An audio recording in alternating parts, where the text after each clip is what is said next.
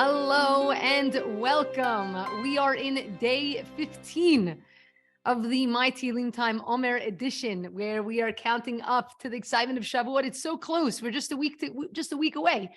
And each day or night, depending on where you're joining us from, we have the opportunity together to delve into another parak of Tehillim and see its connection to the Sefirah for that day. And today, we focus on Yesod.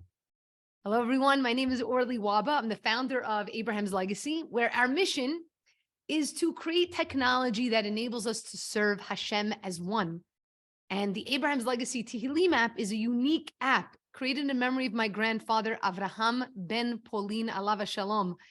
It allows people from across the globe to complete books of Tehillim in unison, in real time, and currently in 4 different languages. And with over 1 million chapters of Tehillim read and just shy of 20,000 members, this is truly an incredible community dedicated to connecting further to the power of Tehillim. And the more I get to meet the women that are involved, the more and more I fall in love with each and every one of you. For those that are joining us for the very first time, welcome. It's so good to have you here. And for our regulars, welcome back. Love seeing you here.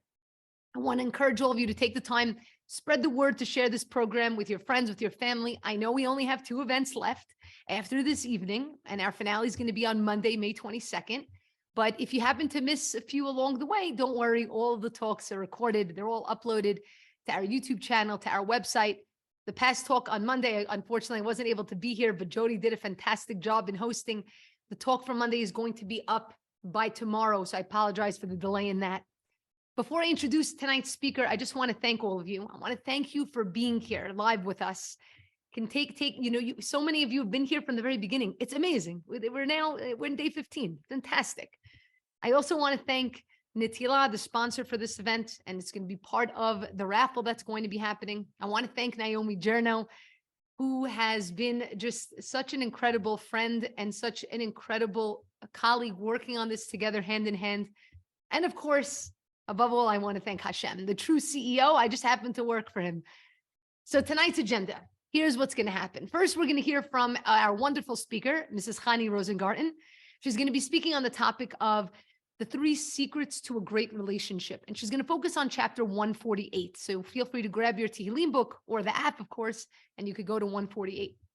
And if you happen to have any questions as she's going to be speaking and inspiring all of us, be sure to list your questions so you'll have the opportunity to ask after the talk. And you don't have to be shy. You can unmute yourself. But of course, you could type it if you rather do that. After the talk, I'm just going to ask all of you to please stay on so that we can wrap up with our exciting and inspiring 6-minute Tehillim read through the Abraham's Legacy app.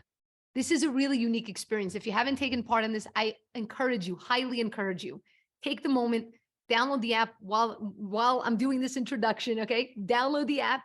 It's Abraham's Legacy. It's a free app, and you're going to love to take part. You could download it by searching for Abraham's Legacy on the App Store. There's also going to be a link in the chat. And then after the talk, for 6 minutes, we're going to have the opportunity to complete a book of Tehillim together. That's something amazing. But we need as many of you as possible to participate so we could do that. I'll also be sharing a 1-minute video, and it explains just how easy, how user-friendly Abraham's Legacy is.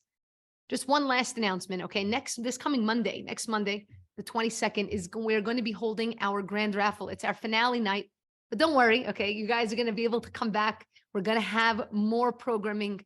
I give you my word on that, and I'll be keeping you updated via the emails of when we have our next event. But we're going to be hosting our grand raffle.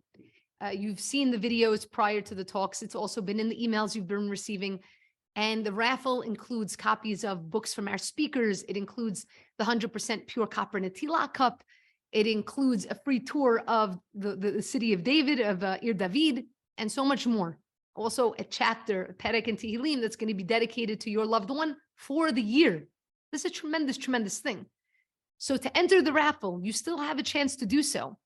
All you need to do is make a minimum donation of $18 to Abraham's Legacy. This is a nonprofit. All of this goes directly towards continuing to build the app and continuing to make it accessible, adding features, very exciting things.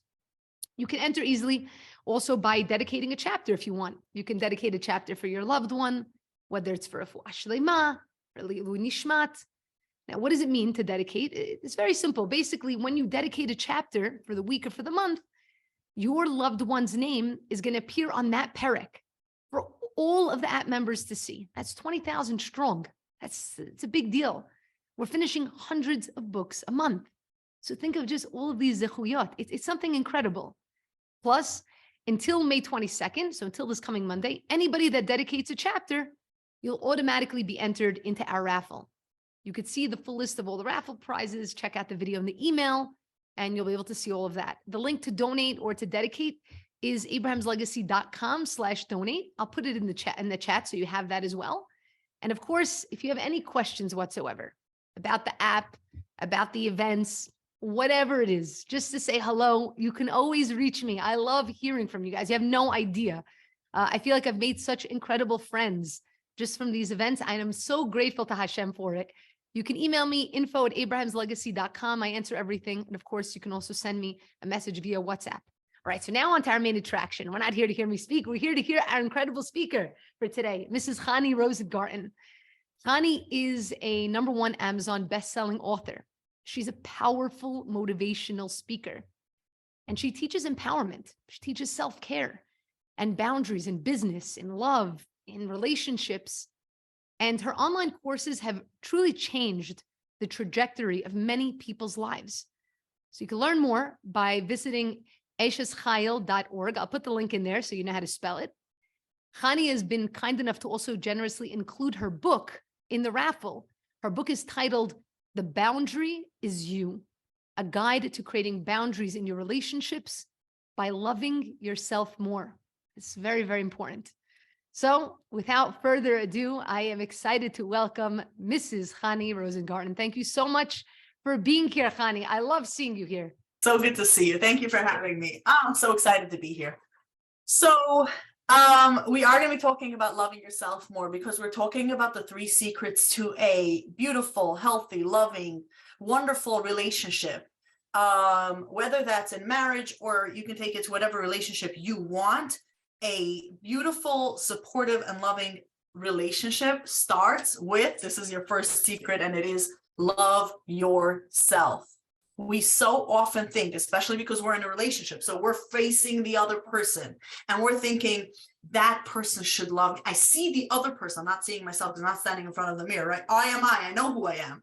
I'm seeing the other person and I want the other person to love me, to understand me, to accept me, to behave in a way that is peaceful to me and is acceptable to me and is safe to me.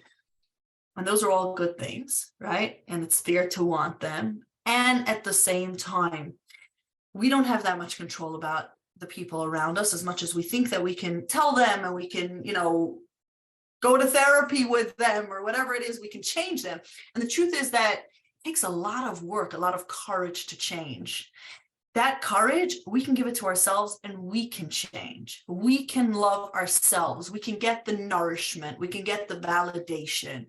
We can get the appreciation, and we can start getting it for ourselves, from ourselves. When we give it to ourselves, the good news is that the other person meets us where we are, right? We're no longer available for interactions that don't serve us anymore, that we used to have to deal with, or we had to fight out inside of ourselves because we somehow felt like, am I deserving of this? Is it true what that person said? And now that we know how to love ourselves, that's what we become available for. We chose the Pedic in Tehillim, which is Kif Mem Ches.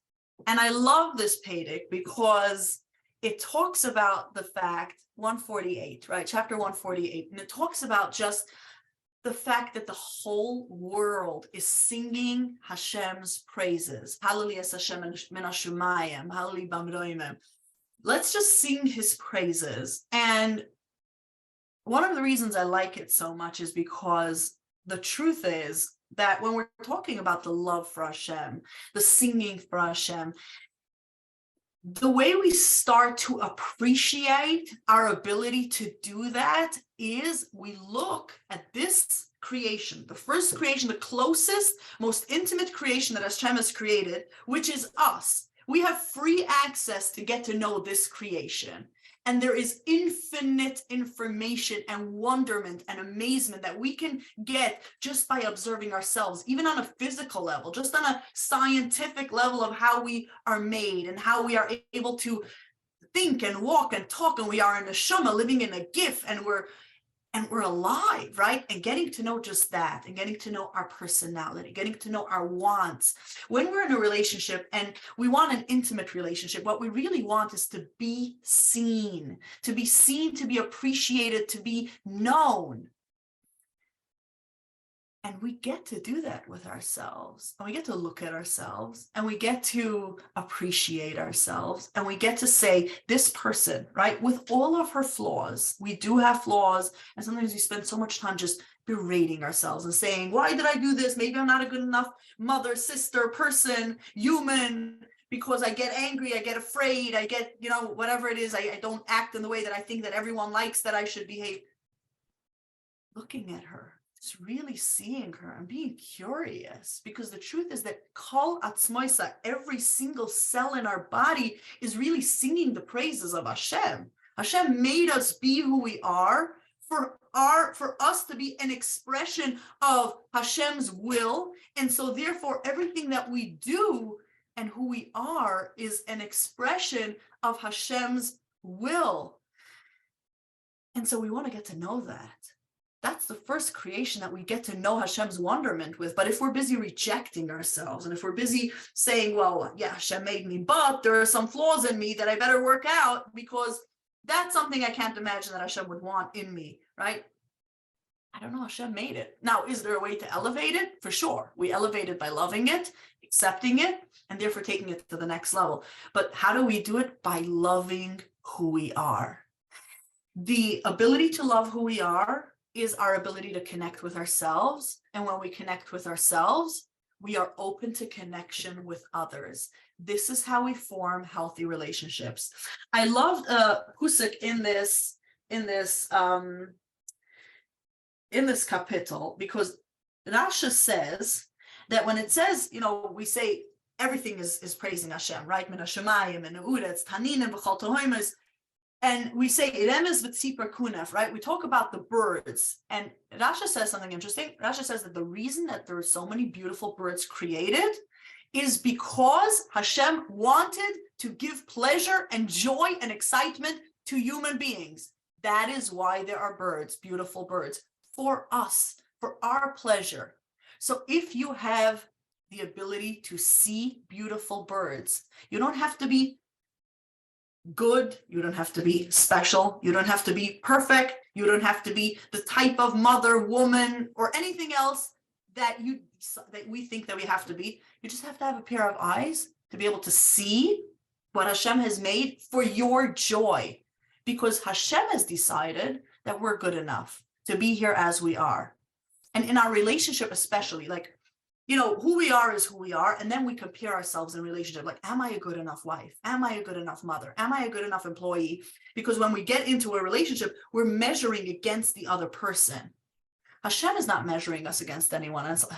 Hashem is saying, the way I made you, and here is pleasure. Here is birds to make your life beautiful. Here is your 5 senses to be able to take in all kinds of experiences, stimulation, taste, color, sounds, just for you, because I love you, right? And when we come back to the knowing that even though I have so many expectations of myself, I want to be this and I want to be different, I want so many things for myself, rightfully so, for sure, why not? It's nice to want things because we're growing human beings, right? We always have desire for more. And yet Hashem has made us to be who we are. And so when we come back to that and we say, it's okay to be who I am. It's okay to be the mother I am. It's okay to be the woman I am. And it's okay to be just who I am. It's okay that I am the daughter that I am in the exact circumstances that I am with my limitations. And so if someone wants to connect with me, it's just their privilege to do so. They have the privilege, the joy that one human being has when they connect with another human being. I don't have to create and prepare something other than who I am for them. I am who I am, they get to partake in that and enjoy it. That's the privilege, the joy of human connection. We offer that by coming home to ourselves, being ourselves, and then being kind enough, generous enough, loving enough to let someone else in and say, you want to connect with me? Sure, for sure, right? I'm open to that. I'm willing to share the gift of me being who I am. And this is how healthy relationships get created, because when we're thinking we need to compensate, we're not really ourselves. So they're connecting to an image of who we think we should portray for them, right? It's not really a relationship. It's like this whole construct. When we come back home and we say, you know what, I don't know, there are things about me that I don't like, but clearly HaShem has decided to make me the way I am, and I'm going to work with that. The first thing I'll do is just live with that, right? And I might even take pleasure in that. I might accept that at least. And now, sure, connect with me, right? You're welcome. And they come home to a real person. The connection is real. So that is our first secret. How are we doing as far as going to our next secret? Let's do this really quickly, right? There's something else that I wanted to share here. Oh, okay. This is going to be in our third secret. So let's get through the second one very quickly. Here's the other thing. The other thing is that I wanted to share in terms of relationship is looking towards the other person, right? You're in a relationship and like, we want to connect, but it's vulnerable to connect. As human beings, we are afraid. We're afraid of connection. We're afraid of being who we are. We're afraid of being honest. We're afraid of vulnerability. We're afraid of the mistakes we made, the failures, the vulnerability. And it's really good to know that just like we are vulnerable, the other people in our lives are just as vulnerable, because human beings are vulnerable. It's vulnerable to be a human, a person who is really neshama and is really pure light, coming into a physical reality, a physical gift with family, imperfect, just trying to live life, right? It's vulnerable to be human. And so when we're connecting with others, it's really good to know that just like we feel afraid and maybe the need to prove and whatever it is that's coming up for us, the other person is vulnerable too. And what human beings do when we're vulnerable is we put on protections. Our protections look like, I don't need you. Our protections look like anger at you. Our protection looks like oversharing or undersharing, being aloof, or having a hard time connecting. Our protections look like many things. All of these protections are really just layers that we wear so that we don't feel so vulnerable and exposed. I like to compare it to the fact that the world is a harsh world for a neshama. And suppose you go to the Antarctica, which is harsh for us as a weather. It's just so cold. If you were in Antarctica and you wanted to protect yourself against the harsh cold, you would be wearing this giant, thick snowsuit. Now, wearing a snowsuit makes you very clumsy. Like you can't move as fast. You can't connect as well. But the reason we wear the snowsuit is because we're so cold. We just want to protect ourselves. It's good to know that in a relationship, because we're just trying to be like, why don't you tell me your feelings? Why don't you tell me what you expect of me? Why don't we connect in an easy and flowing way? Why are you upset, right? Because the other person is afraid, just like we are afraid. And it's good to know that we're just protecting ourselves. And when we know that, we can say, well, what would happen if I take off one layer of protection and I allow myself to remember that under all these layers, it's just a human being who wants connection, who is connected, who is loving, who really deeply is loving. And finally, let's go on to the next one because we are out of time.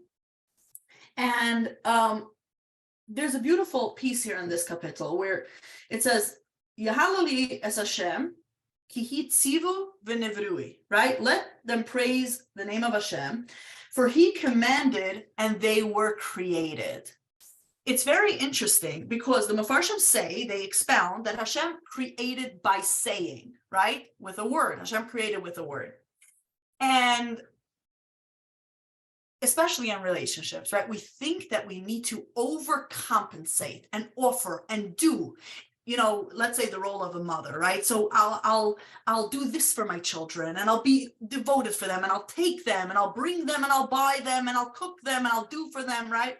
in marriage also. I'll be there for my husband. I'll do for him whatever. The truth is that creating a good relationship, you don't need to work so hard. Saying is enough. The act of asking for what we want, stating what we want, is very powerful. And we get to just say, sweetie, this is what I'd like. This is what I would really want. This is what I want. Very simply. Asking for what we want, again, it's vulnerable. So we put on these layers where we're like, I'm not going to ask. I'll take care of myself. I'll just do, I'll just do everything. I'll make sure that I do things so that you're happy, so that you will want to make me happy. And the truth is, you don't have to work so hard. You can just say, because when we say, the power of the word is so powerful, it creates realities. If you want something for yourself, doing something as simple as saying, you know what I'd really like? This is what I'd really like. If we're working together in a work relationship, this is what I expect. This is why I'm working. This is what I would want. This is the type of work environment I'd want. Say it. Say it. Takes a lot of courage. But can you say the things that you really, really would like? Because it's almost surprising to us sometimes how by just sharing what we want, we can actually get it, right? It's simple, but it works, right? Just say what you want. And these are the 3 secrets that I wanted to share with you today, because at the cornerstone of a good relationship is loving yourself, really coming to a place where we appreciate and accept and love ourselves. Understanding how we're protected, how our partner in the interaction is protected, and just working with that. Like, we're humans, we're just trying here. And finally, how do we ask? How do we ask for our needs? Because it's actually pretty simple to ask for our needs. It's just that we complicate it. We forget that we get to just say, and that our word has power to create. And these are the 3 steps I wanted to share today. If you want to learn more, I do have the PDF of my book is available on the website that you shared here, that we have here. It's asheschayil.org. And yeah, thank you for having me. Thank you so much. I very much appreciate you being here. And oh, hold on. Oh, there it goes. Let me just get you back on here. There we go. Thank you so much for being here and sharing this wonderful message. I know that we have a few people that have shared some comments, and I agree with you 100%. Words definitely become things, right? Baruch She'amar, said it many times. Baruch She'amar v'haya ha'olam. How did Hashem create the world? He spoke it. And what is the thing that he gave to us as human beings that make us different than animals? Is the ability of dibur, our ability to speak. Because you understand that the words that we say have the power to create. That's why we have to be so careful with our mouth, right? With our words, because they can create for the good. And, chas v'shalom, they can also create for the bad, because there's a power to them. I also very much connected to what you said about proclaiming your wants. It's not easy to do. I agree. Some of you on here, I don't know, some of you may not have known me back then, but when I first came to Israel, this was a very hard thing. It was a very vulnerable thing to do. The truth is I have to upload it to the YouTube channel because I'm sure it would be very interesting for people to watch. It would probably be interesting for me to watch in hindsight. I'll explain to you what I'm talking about. When I first got to Israel 5 years ago, in the summer of 2018, I decided on Tu B'Av that I was going to do 40 days at the Kotel. It was my first time doing it. I've done it twice since then, once and then another time. It was incredible. I love the Kotel. It's my favorite place in the whole world. And I said, I'm going to do this in the zechut of finding my zivug. What did I decide to do? I wanted to keep myself accountable. This is that's always hard, putting something in place to keep ourselves accountable. And so every day I was going to the Kotel. It was amazing. Every day I was going to the Kotel, doing all my tefillot there. And then at the end, after I finished all my tefillot, I was doing a Facebook Live. And on Facebook Live, okay, this is so hard. I feel like I'm blushing saying it now, okay? On Facebook Live, I was saying, it's day 1 of 40, day 10 of 40. And I'm asking, and I'm here to ask to find my zivug. I'm here to find my match. You know how hard it was to say that? It was like cringe hard, okay? And I was forcing myself to say it every single day. And I didn't know what was going to come out of my mouth. I was sharing about whether it was something that happened to Tefillah. And so many more people started sharing their names and I was praying for them. But why am I telling you this? I did not find my husband from that. But that doesn't mean Hashem didn't plant the seeds. I know he's planted the seeds. I know everything is going to be taken care of. I'm not worried. But when you proclaim what you want, you give it a lot more value. We don't know, because again, there's a lot of behind the scenes situations that Hashem puts in place to get you to that want that you're proclaiming. But when we proclaim it, we give it power. We start to visualize it. We start to imagine it. And so I would start imagining, okay, what is that life going to be? What kind of a person am I going to be in my relationship with my husband, my relationship with my family, the kind of person I'm going to be as a mother? Like I started putting myself into that frame of mind. When we proclaim things, they have the ability to happen. Now, when they happen, that's Hashem. That's Hashem's job. Okay, we don't have a part in that job. He deals with the timing, but it's a tremendous thing, and of course, it requires us to be vulnerable, which is never easy to do. But what you've shared, I believe, is very spot on. There are a couple of comments here that I want to read. Ruti said, we women, because we're very intuitive by God's wiring, tend to think men and children should be able to read our minds. We think people can read our minds just in general. This is exactly right. Say what you want. No one can actually give you what you want unless you say it. So you have to tell Hashem, Hashem knows what I want. But have a relationship. You need to have that you need to proclaim it. The other comment that came through, and I'd love to get your thoughts on this, Jessica shared, she said there's a really fine line between self-acceptance and acceptance of the status quo. We Jews are taught to constantly be moving upward, to constantly be improving ourselves. How do you love yourself and your flaws while adhering to our purpose as Jews? So I'd love to get your thoughts on that. Beautiful question. I appreciate it. It's interesting because we often think that if I will not accept myself, if I will push myself, and how do we push ourselves? We criticize ourselves, we berate ourselves, we expect of ourselves, and we say, no, let's do the thing that we said that we would do, like work on your midas already, and you need to be at the place already where you don't get angry anymore, right? And we tell ourselves these things and we believe that it would help. The truth is that when we're fighting ourselves to get to a certain place, we're fighting ourselves, right? We need all of ourselves to support us in growing, really. When we are accepting ourselves, we're saying, this is where I am right now. And Hashem made me be this way. I understand. I can give myself compassion. Compassion means I see all of who I am, including the fact that I have desires for more, that I, as a growing person, I want more for myself. I see the pain. I see where it's coming from. I see how painful it is, how deep the struggle is. And I also see where I'm going. I can hold all of it.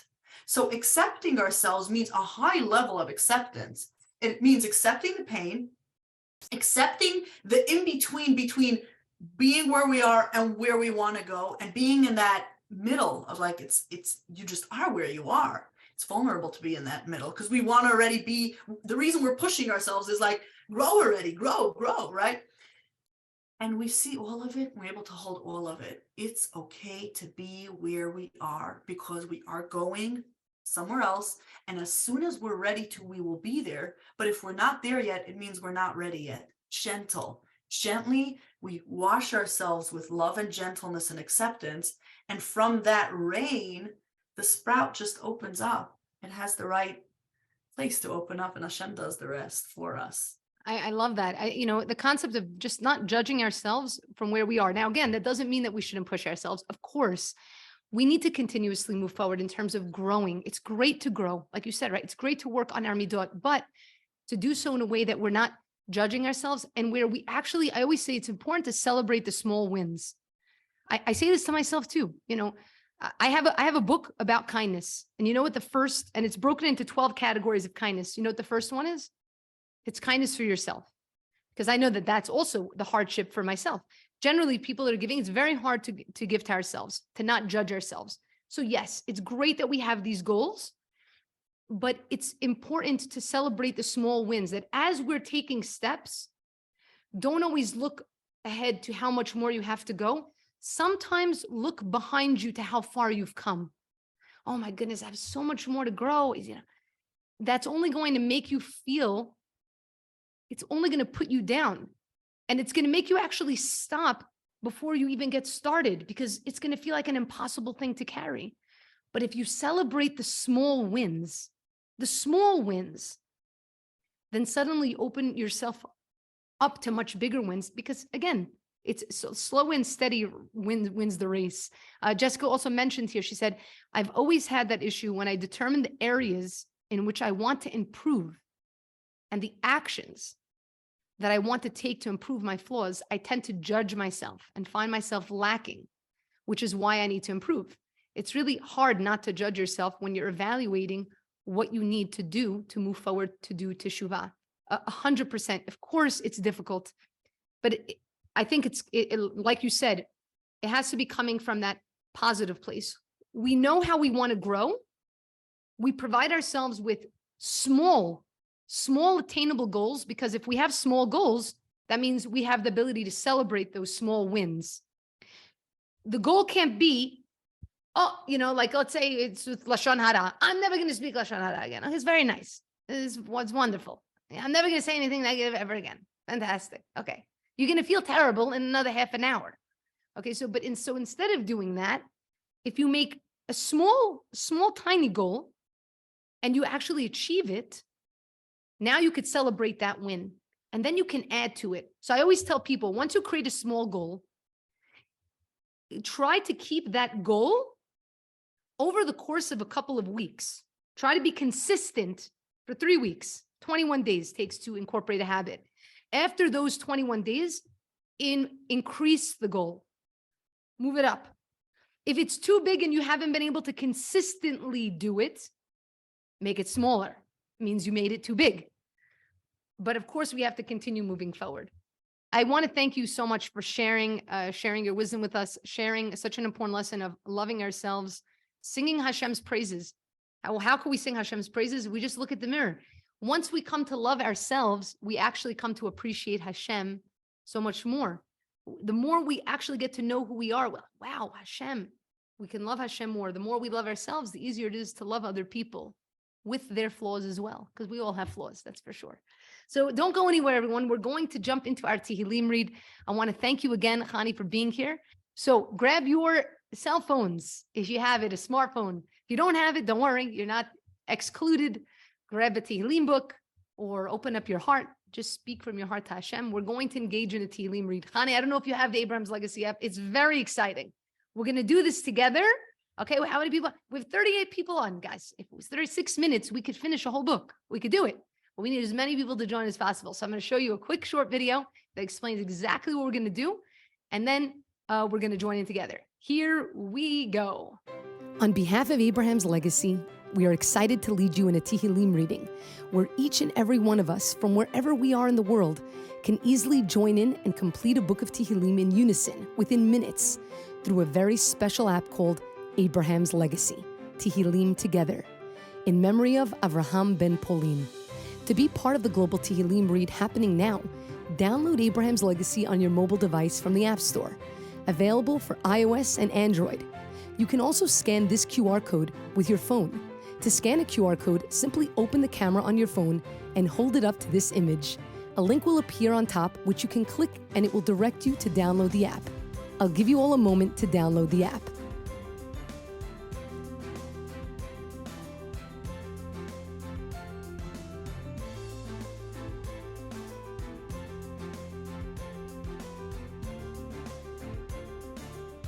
Sign in, and in a minute, we will all click on the Start Reading button on the main screen, and each of us will receive a different perek from the Sefer of Tehillim so that we can complete the book and add to the global count. In the top right corner, you can click the icon to switch your language if you like. You'll also be able to see in real time the amount of people reading and countries reading. Don't forget, you'll need to confirm that you've completed the chapter. Let's put a few minutes on the clock to read in unison so that we can unleash the power of our combined tefillah. Tizku l'mitzvot.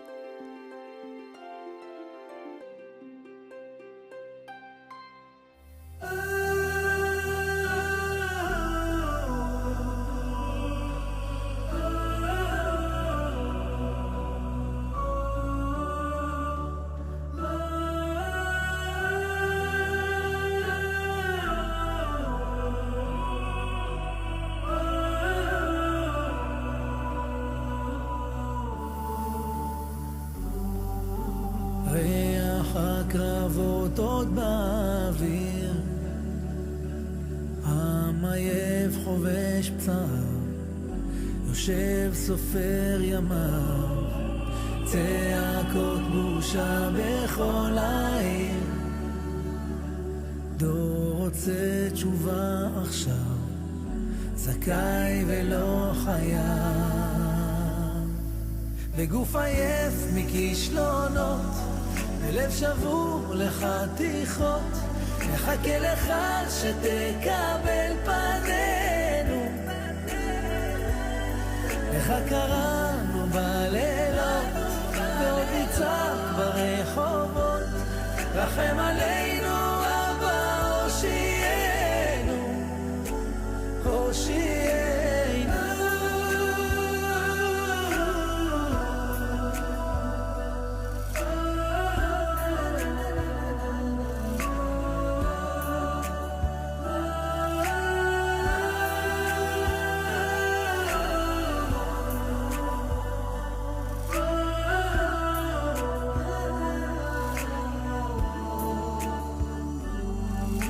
זמן עובר כולם ממהרים, דור מחיש את פעמיו, רוצה הכל עכשיו, שמש בשמיים אפורים, עם בארץ אבותיו, נלחם עוד על חייו, בגוף עייף מכישלונות, בלב שבור לחתיכות, נחכה לך שתקבל פנינו. לך קראנו בלילות, ועוד נצעק ברחובות, רחם עלינו אבא, הושיענו, הושיענו.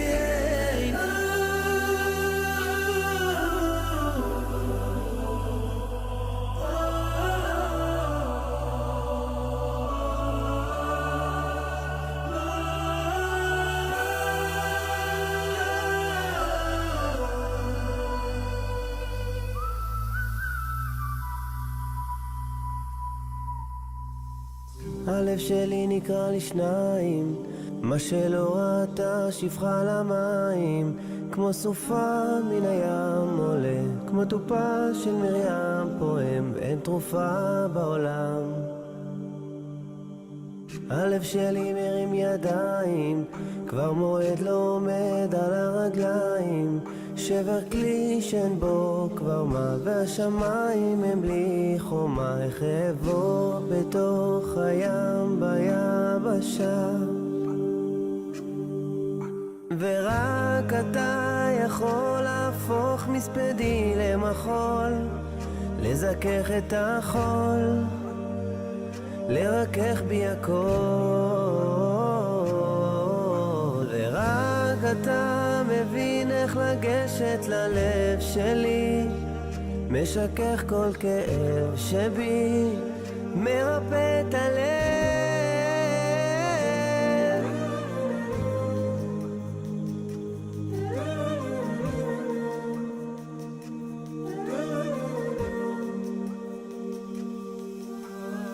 הלב שלי נקרא לשניים, חציו השם וחציו לשם שמיים, כמו סופה מן הים עולה, כמו טופה של מרים פועם, ואין תרופה בעולם ללב, ורק אתה יכול להפוך מספדי למחול, לזכך את החול, לרכך בי הכל,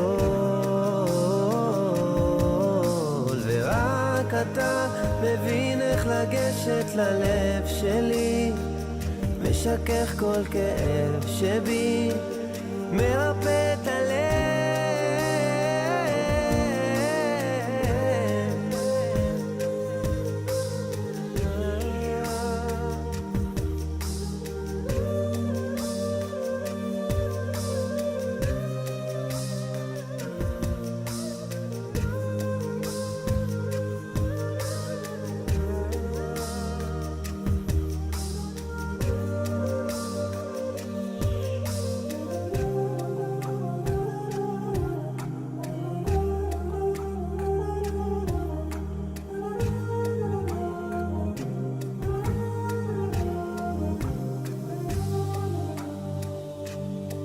ויש אוצר שמציק לצאן, ואין ציר שיצעק לצור, רק אני מול ים שלם ולב שבור, ורק אתה יכול להפוך מספדי למחול, לזכך את החול, לרכך בי הכל, ורק אתה מבין איך לגשת ללב שלי, משכך כל כאב שבי, מרפא את הלב, ורק אתה יכול להפוך מספדי למחול, לזכך את החול, לקדש בי הכל, ורק אתה מבין. And you can go ahead and you can complete the chapter that you're on. We finished the Sefer, of course. We're now in another Sefer. We're up to around chapter 40 or so. Absolutely fantastic. You can use this all the time. I want to actually share a couple things. First of all, I had an idea. I have to share it with you. Maybe some of you will be interested. One thing, number one, that I wanted to share is I had a couple of schools reach out to me just recently, because perhaps some of you are connected with schools or with groups that you would want to do this with. And they're incorporating a Tehillim program in their school. And in the app, you have the ability to create a circle, okay? And when you create a circle, it has a little icon. So they're creating a circle for their school with their school logo. It's the official circle for their school. And they're having a program at the end going into the summer where the kids are going to be able to be on there. And there's a leaderboard of who's read the most daily and weekly. And then they're going to be giving each of the students a Tehillim book and then giving them a prize for who's read the most Tehillim over the course of the summer. I'm also going to be giving a talk to the school via Zoom because they're in the US and I'm in Israel. So something I want to offer, if anybody here is connected with a school that would want their students to be involved in reading Tehillim and getting that excitement from, because again, when we accomplish small goals, like when we could see, wow, look at how many Tehillim I've read. That's incredible. It makes us feel really good. Plus, we're connecting with people from all over the world. So if anybody is interested, just know I myself will be happy to get the students excited about the app, about utilizing it and creating a circle for their school. This is free. This is just a service that's provided to be able to help connect the younger generation to the power of Tehillim. This is absolutely amazing. Tehillim is absolutely incredible. What an amazing resource it is. So I just wanted to mention that. I also, Ruthie said, we're almost at 800,000 chapters. That's true. We're at over 1 million throughout the app, but in the global read, we're almost at 800,000 chapters. That's it. I can't wait for that date to happen. It's going to be very exciting. And then we're going to get to 1 million in the global read. It's going to be incredible. And we could do that with each and every one of us. So it's quite an accomplishment. And I want to thank all of you for being a part of this. I want to open it up, first of all, before I share this idea, because I'm going to end the live.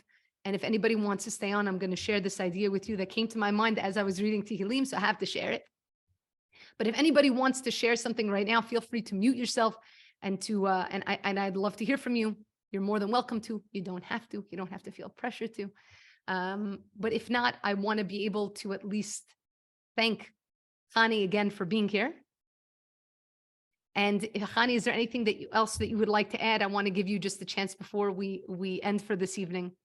Well, first of all, thank you. Thank you for having me. This experience of Tehillim is so powerful. The app is so beautiful. I wish it was available on the computer as well. Bezrat Hashem, you don't understand. This has been my dream to get it on the computer since I created it. It's a little bit of an expensive venture. Nothing is expensive for Hashem, but I didn't find the check under my pillow yet. I don't know. Maybe he's going to send it tomorrow. I'm sure he's working. He's doing his magic. I just don't know what he's doing yet. But Bezrat Hashem, that is the goal. It is the goal to be able to do that. And it is my goal one day, okay, one day. And it's going to be, you guys are the one, we started this together with this incredible group. Like I'm looking at some of the faces here. That day that's going to come when we're going to click here and we're going to see 100,000 people at the same time, 200, it's going to happen. You know how I know? Because I'm proclaiming it to happen. So it's going to happen, right, Chany? Exactly, yes. Right? We're proclaiming. So I'm proclaiming. I want to have over a million Jews from around the world reading in unison. That's pretty incredible. Beautiful. Beautiful. Well, thank you so much. Yeah, go ahead. Yeah, so thank you. I mean, being part of something so powerful, being part of a group that's saying this together, you can see how everyone's doing it together. It's such a powerful unity.